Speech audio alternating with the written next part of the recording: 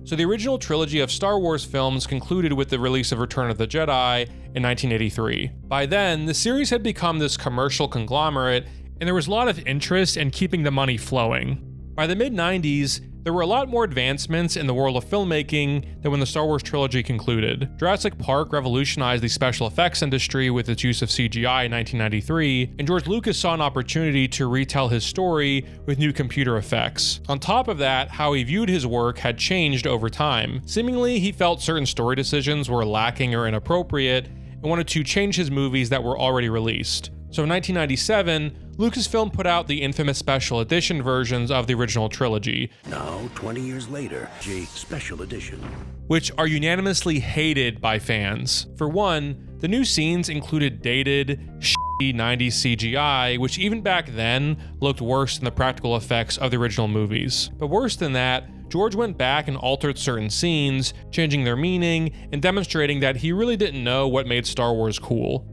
And even worse than that, the original unaltered cut became basically buried. This new special edition cut became the new definitive version of Star Wars. Now, this isn't like that, say, Wizard of Oz screening in the Vegas Sphere, where it's just like a fun one-off way to experience a movie. George went back and retroactively changed these movies that had already become accepted and beloved by the public in a way that was pretty unprecedented and gross. Now, I'm not going to bother sitting here and going through every single change in the special editions because God knows there's hundreds of videos on the internet about that already. But what I'm more interested in is what changes showed that George didn't understand his own work, and when did the fans know better? I'm going to start with probably the most infamous change in all of Star Wars,